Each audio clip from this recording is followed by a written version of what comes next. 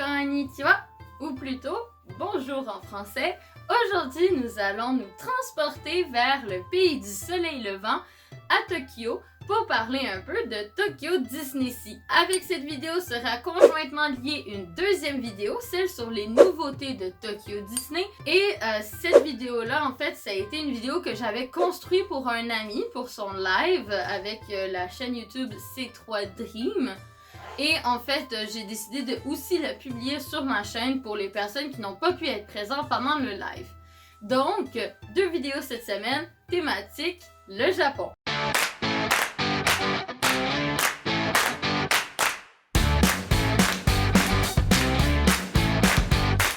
Aujourd'hui, j'aimerais vous parler de Fantasy Spring. Fantasy Spring est un nouveau land que Tokyo DisneySea va accueillir dans les prochaines années. En 2018, Disney nous annonce l'expansion d'un nouveau land pour Tokyo DisneySea. En plus d'avoir le nouveau land de La Belle et la Bête et de Baymax à Fantasyland de Tokyo Disneyland, Tokyo DisneySea va aussi avoir son propre nouveau land, sa propre nouvelle nouveauté, beaucoup de mots nouveaux. Et en fait, c'est un énorme projet qui devrait ouvrir d'ici 2023. Ce qu'il faut savoir avant de décortiquer un peu ce land, je vais tout vous expliquer en détail, c'est que ce land va être construit entre le Arabian Coast et le Lost River Delta. Donc, en gros, si on se situerait sur la map, ça serait entre l'attraction d'Indiana Jones et l'attraction des carpettes d'Aladin. Ce qu'il faut savoir aussi, c'est que le land, en fait, la base du land, le truc central qui va décortiquer chaque section de ce land, est un port. Et ce port, en fait, a une thématique un peu comme printemps magique. Mais après, ce land va bénéficier de 3 sous-catégories, celle de Frozen, celle de Réponse et celle de Peter Pan, en plus d'un hôtel. Laissez-moi tout vous expliquer en détail. Premièrement, l'entrée de ce land. Ce land, qui se situe entre l'attraction d'Indiana Jones et les carpettes d'Aladin, en fait, c'est comme une grotte. Vous entrez dans une grotte et quand vous sortez de celle-ci, vous vous retrouvez dans un nouveau monde, dans un monde magique et fantastique de la Reine des Neiges, de Réponse et de Peter Pan. Mais cette grotte, ce qu'elle a de spécial, c'est que Disney a voulu, en fait, avec la Oriental Company, exploiter un peu le domaine, un peu comme dans Avatar à Animal Kingdom. Donc, la nuit, cette grotte va en fait devenir fluorescente, l'eau va devenir éclairée un peu fluo, les décorations vont être un petit peu plus fluorescentes. En fait, pour un peu vraiment faire une touche un peu plus magique à l'entrée de ce land. Dans les rochers de cette grotte, vous pouvez retrouver plusieurs statues de princesses et de personnages favoris du monde de Disney. Maintenant, passons à Réponse. Découvrez la magnifique tour de Réponse ainsi que le magnifique village, en fait l'univers dans lequel Réponse vit à l'intérieur de ce secteur. Réponse va avoir un secteur tout à fait distinctif juste pour elle et vous allez pouvoir retrouver une attraction et un restaurant. Le restaurant, en fait, c'est la taverne Cockling, en fait la taverne du film où il y a une des chansons les plus principales de Réponse. Si vous l'avez, mettez-le en commentaire. J'ai hâte de voir ça. L'attraction est un boat ride. En fait, c'est une attraction sur un bateau qui va vous permettre de vous remémorer les scènes les plus flagrantes du film de Réponse. Alors, on va toujours rester dans un côté un peu romantique, c'est le but de ce secteur, essayer d'être le plus romantique, le plus... en fait, vraiment l'essence du film, surtout la scène classique des lanternes. L'attraction, en fait, c'est un boat ride, un peu comme la Reine des Neiges qu'on peut retrouver à Walt Disney World dans le pavillon du World Showcase. Ça va être vraiment un boat ride qui va vous transporter dans différentes scènes du film.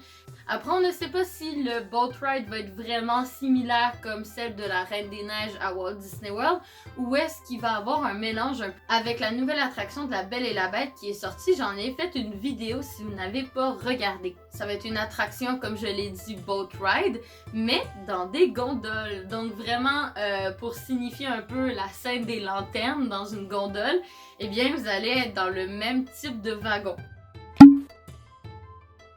Par la suite, traversons le monde de réponses pour nous diriger vers le pays imaginaire de Peter Pan, le plus gros land de cette expansion. Le pays imaginaire va prendre une grande place à travers ce land et aussi vous allez retrouver le Jolly Rogers de Capitaine Crochet, vous allez retrouver le Skull, en fait le gros crâne, vous allez aussi avoir un petit bassin d'eau, etc.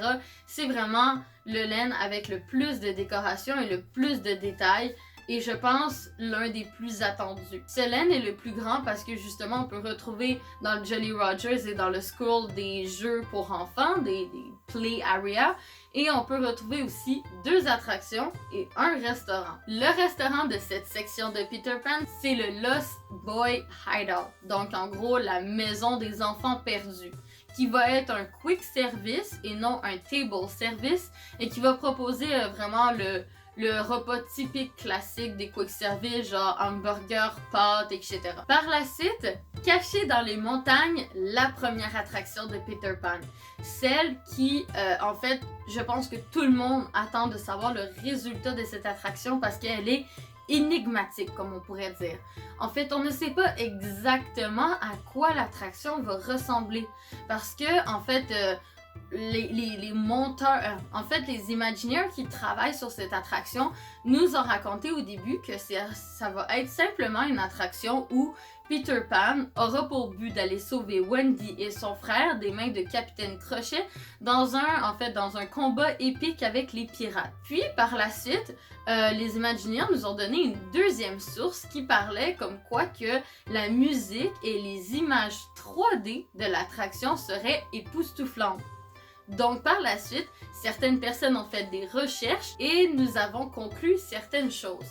C'est sûr et certain que l'attraction va être en fait un mélange de Star Tours et de Flight of Passage de Avatar. Ça va être un écran avec des wagons et vous qui vous promenez en fait dans cet univers à travers l'écran.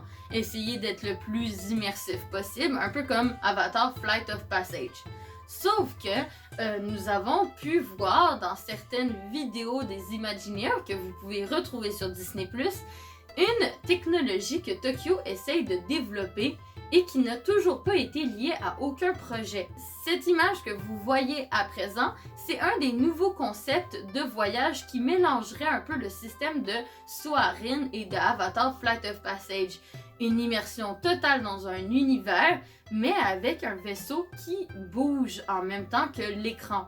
Donc contrairement à Avatar Flight of Passage, où vous restez immobile plus ou moins et que vous regardez l'écran, celui de Soarin, où le vaisseau bouge un peu plus et que vous êtes dans les airs, donc vous avez les pieds qui pendent dans le vide, on aurait un mélange des deux avec une attraction qui bougerait au fil de l'écran. On a vu plusieurs constructions de Peter Pan, de l'établissement de cette attraction, parce que les constructions ont déjà commencé à Tokyo Disney-Sea. Et on peut voir que le bâtiment utilisé pour cette attraction est vraiment grand et très haut. Donc c'est pas un bâtiment classique d'un boat ride ou d'une attraction simple genre Star Tour.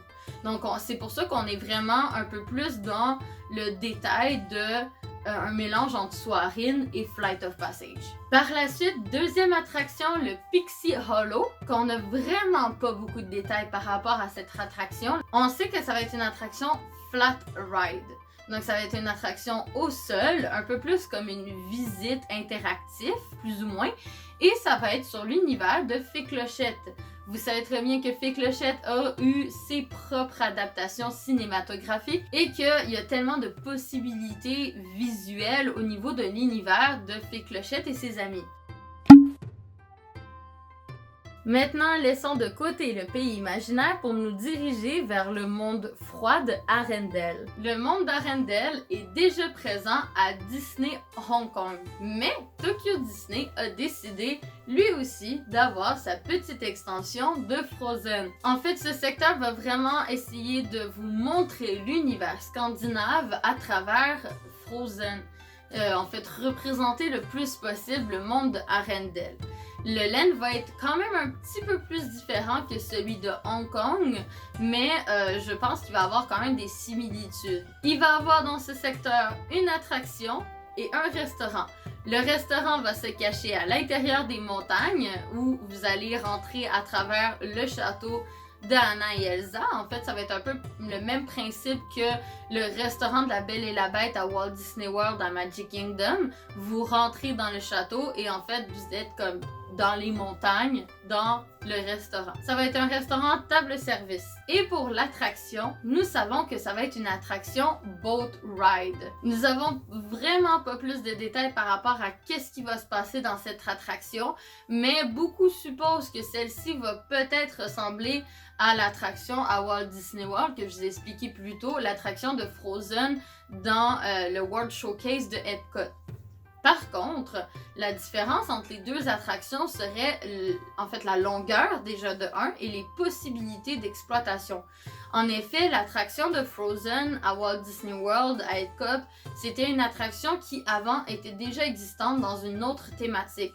Donc c'est pas une attraction qui a été complètement, en fait le bâtiment n'a pas été construit en conséquence de l'attraction de Frozen, ça a été une rénovation thématique.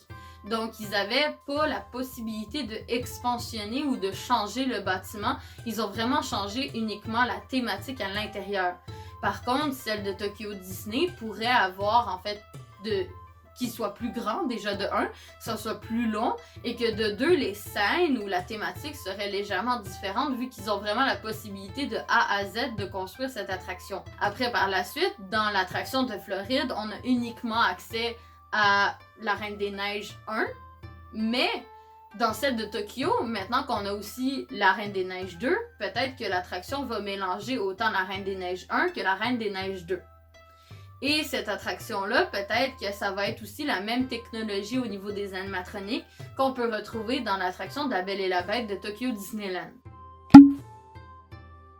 Par la suite, dernier point, celui des hôtels. En effet, Tokyo Disney adore intégrer leurs hôtels à l'intérieur des parcs et le nouvel hôtel de ce land en fait partie. Ça va être un hôtel qui aura pour thématique en fait les mythes et légendes de la mer et qui va être un hôtel de qualité de luxe. En effet, cet hôtel de qualité de luxe sera directement intégré au land. J'ai vraiment beaucoup d'attentes par rapport à cet hôtel parce que je trouve que la thématique est très belle. Les mythes et légendes de la mer, moi je suis une grande fan de tout ce qui est mythologie, tout ce qui est mythe, tout ce qui est légende et je trouve que c'est une très belle exploitation, surtout que la thématique du land, c'est un port entouré de sections comme Peter Pan, Réponse et Frozen et je trouve que ça suit très bien la thématique. En plus d'avoir cet hôtel qui va sortir en même temps que le land au complet en 2023, nous allons aussi avoir bientôt, normalement fin 2021, si la pandémie nous le permet,